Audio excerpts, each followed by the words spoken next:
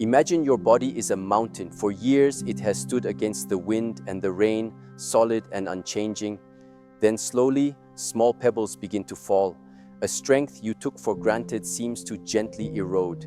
This is not a defeat. It is a call to understand the mountain differently. The answer is not found in a desperate fight. 99% of people will hear the ingredient but miss the method. And without the method, the knowledge remains a stone in your hand, not a part of the mountain. Understanding weakness. In our culture, we view the loss of strength as a failure, a surrender to time. We call it sarcopenia. We give it a clinical name to hold it at a distance, to treat it as an external enemy to be fought. But this perspective places us in a state of constant struggle against our own bodies. And in a struggle against oneself, there can be no winner. We must shift our view. This erosion of strength is not a malicious attack. It is a consequence. It is the result of a misalignment, a loss of communication between our awareness and our physical structure. The body, in its infinite wisdom, does not maintain what is not used. It does not waste energy tending to pathways that are no longer walked. If we stop sending it the signal that strength is necessary, it begins to dismantle the structure. This is not a punishment. It is an adaptation. It is the very principle of nature's impermanence and efficiency. A tree does not keep a dead branch. It lets it go to focus its energy on what is alive and growing. The feeling of weakness that results is a form of communication. It is the body whispering, "I require your attention. I require the signal. I require the materials." The fear and anxiety that often accompany this realization come from the idea that the process is an unavoidable fall from a cliff. But what if we saw it as an invitation instead? An invitation to once again participate consciously in the stewardship of our own temple. An invitation to re-engage in the dialogue.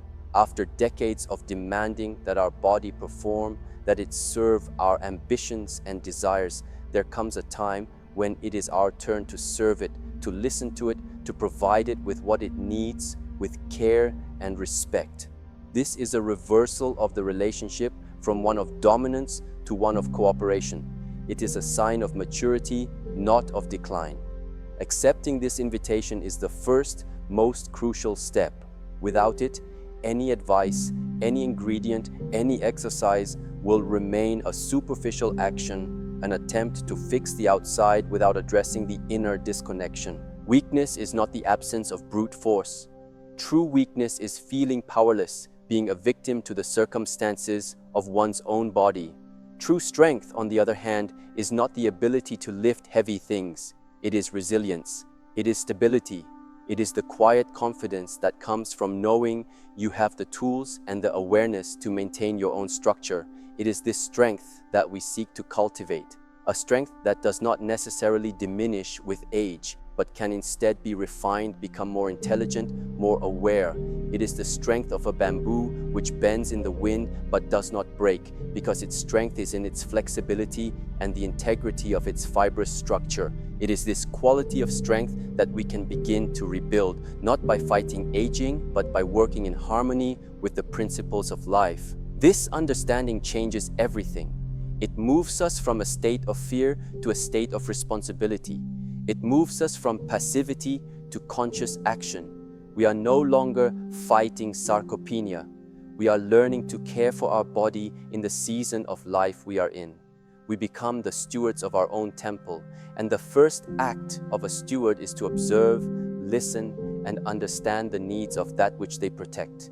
The need for structure, the need for stimulus, the need for rest. It is a path of discipline and attention, a path that leads not only to the preservation of physical strength, but to a deep inner peace and dignity. This is the foundation upon which all else will be built. Daily ritual. Change is not born from grandiose, sporadic actions. It is born from the patient repetition of small, meaningful acts. The mountain is not eroded by a single violent storm, but by the constant passing of millions of raindrops. In the same way, strength is not built by one intense workout, but by the discipline of a daily practice. This is why we begin with a ritual that many of us already perform, the morning cup of coffee. This act, so common, so automatic, can be transformed. It can be elevated from a mere habit to a conscious ritual of cultivation. A ritual is a habit that is infused with intention. Therein lies the power. It is not the coffee itself that is magic. It is the space we create around it. It is the moment we choose to dedicate to our well-being. It is the first act of the day where we affirm, I am caring for this temple. Consider your morning cup of coffee. Often it is drunk in a rush, with the mind already on the to-do list, already projected into the busyness of the day. We swallow the liquid without even tasting it, seeking only the stimulating effect. But what if, for just a few moments, we change this?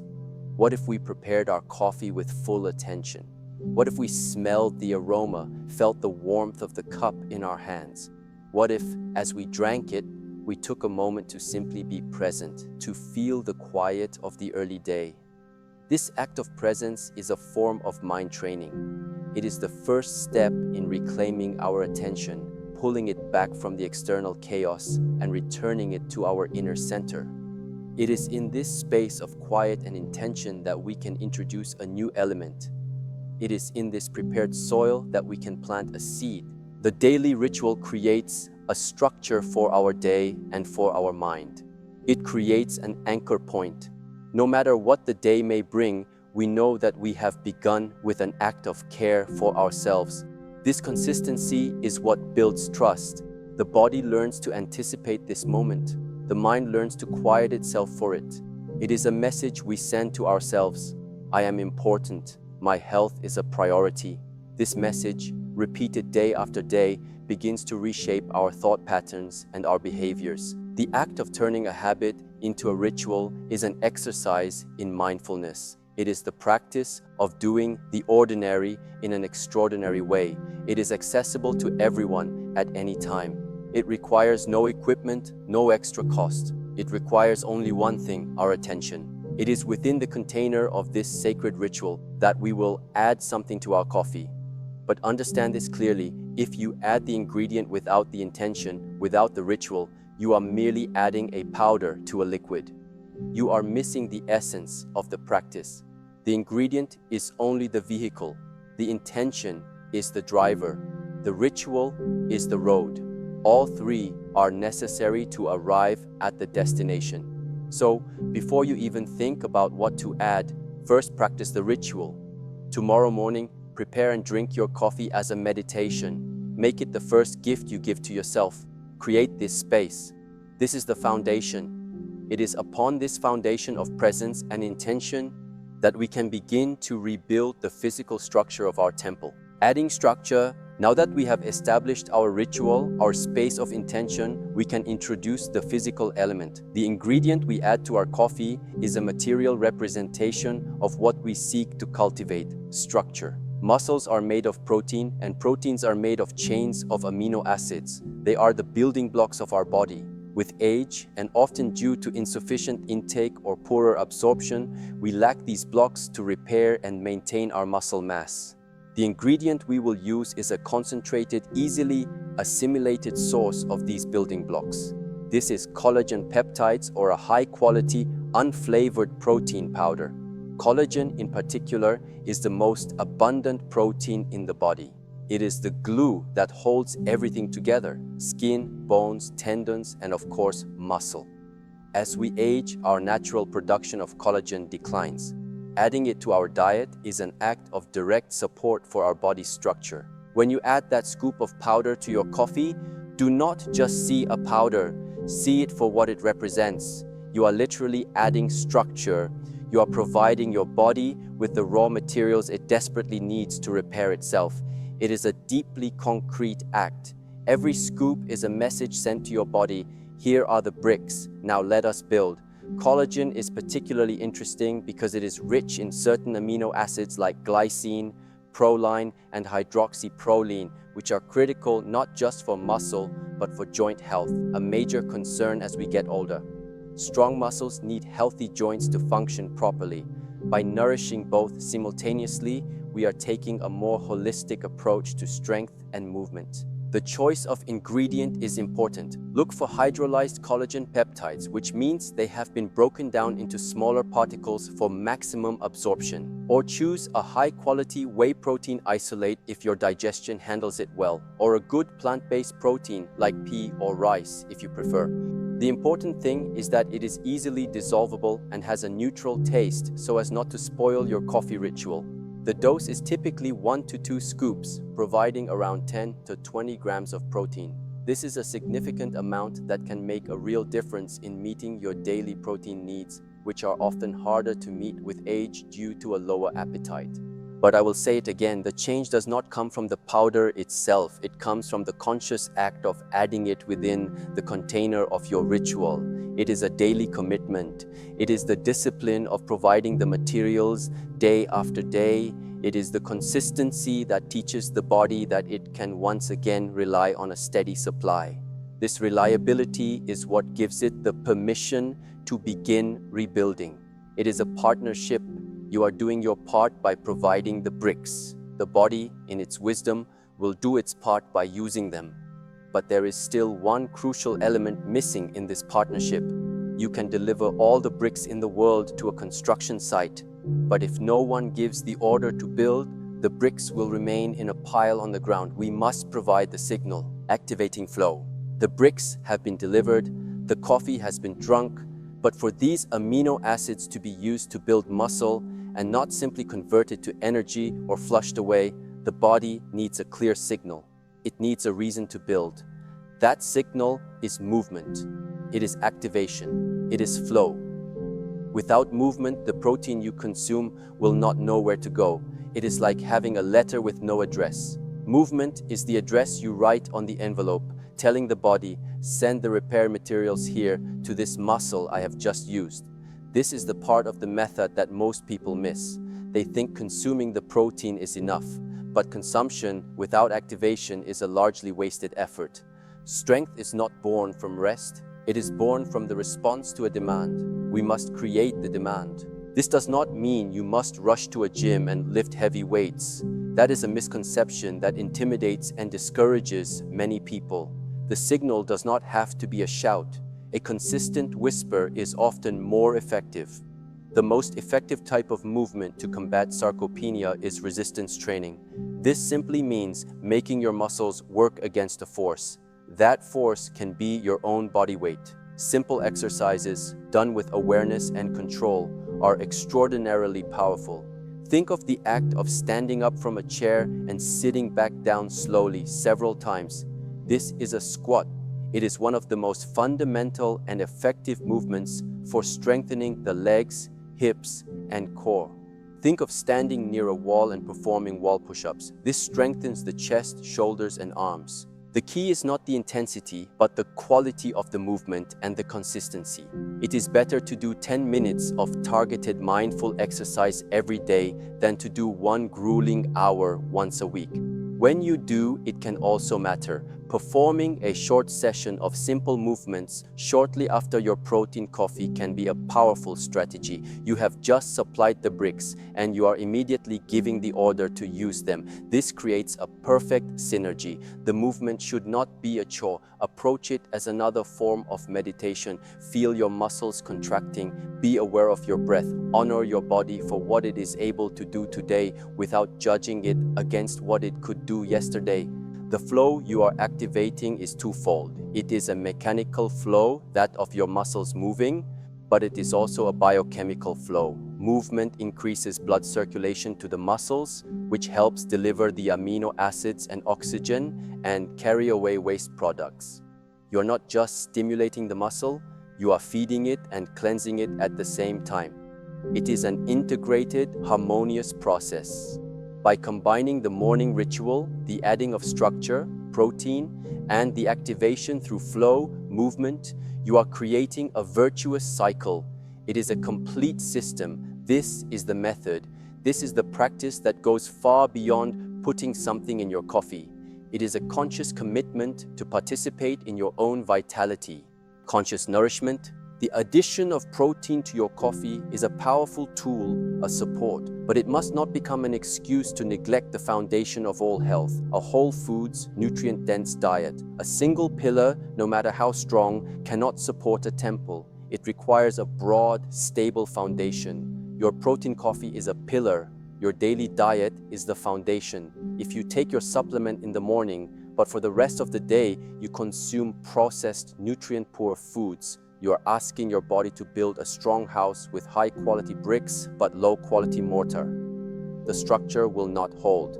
The cultivation of strength is a practice that extends to every meal, every food choice. Think of your plate. Is it filled with colors? The colors in vegetables and fruits are not for decoration. They are indicators of the presence of vitamins, minerals, and antioxidants. These micronutrients are the workers who help assemble the bricks, protein, to build and repair tissue. They are essential for reducing inflammation, which is an accelerator of muscle loss. Chronic, low-grade inflammation creates a catabolic environment in the body, an environment of breakdown.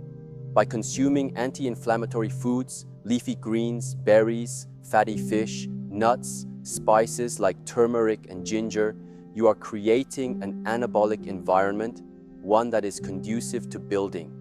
You are calming the internal fire so the builders can work in peace.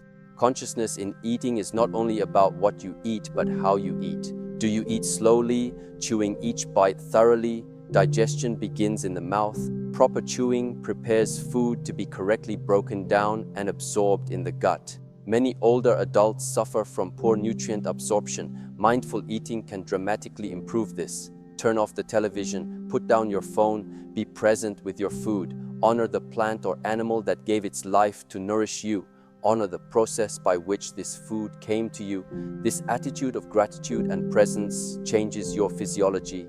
It reduces stress, which improves digestion and absorption. This approach to conscious nourishment transforms the act of eating from mere fuel consumption to an act of communion with nature and with your own body. Every meal becomes an opportunity to provide not just macronutrients, protein, carbs, fat, and micronutrients, but also information. You are informing your body that it is cared for, that it is respected. It is a message of safety and abundance. In this state, the body is more inclined to build and store than to break down and defend. Your morning coffee ritual then becomes the starting point, the daily reminder of an intention that carries through the whole day.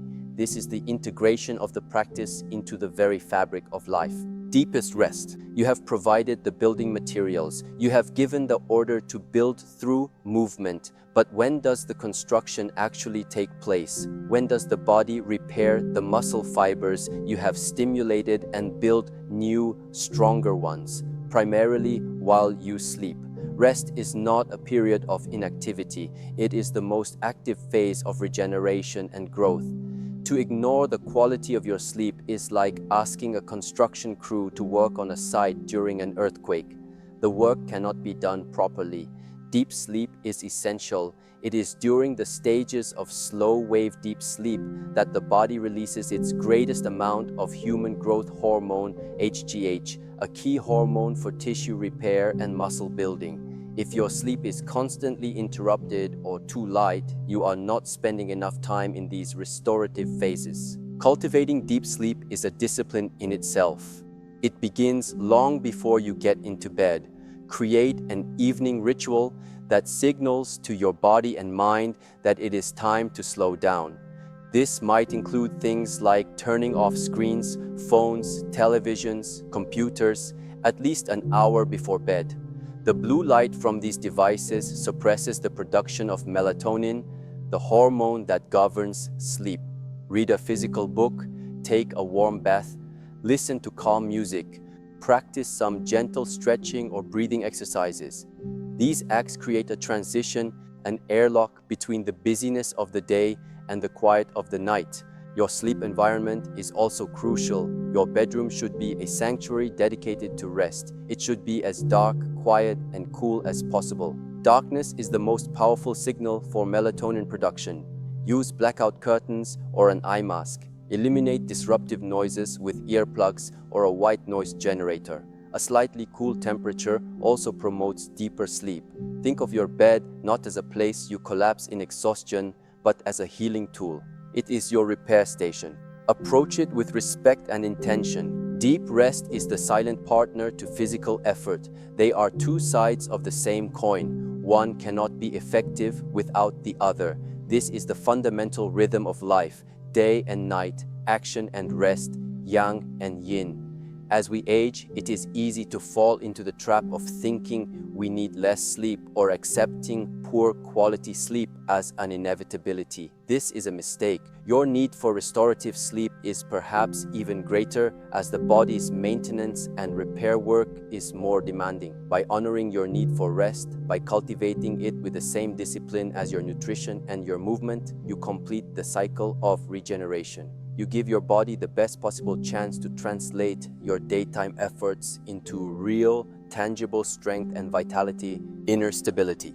The strength we cultivate in our muscles is not an end in itself. It is the support for a more subtle but infinitely more valuable quality, inner stability.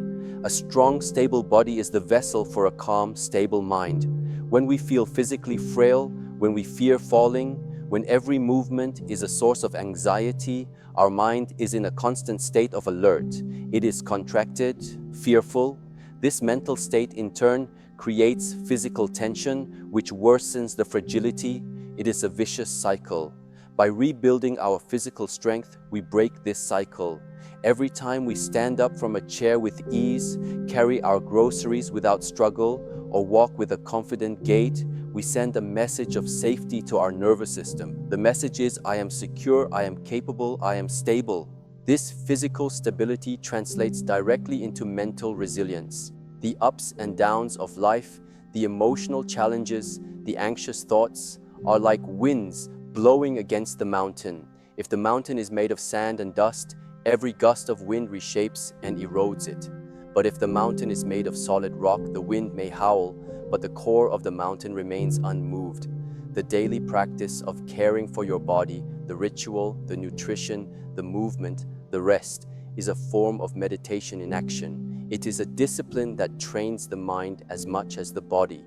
It teaches us patience, because the results are not instant. It teaches us consistency, because it is the repetition that creates the change. It teaches us self-awareness, because we must adjust our practice based on what our body tells us. These qualities, patience, consistency, self-awareness, are the foundations of wisdom. They allow us to navigate the complexities of life with more grace and less reactivity.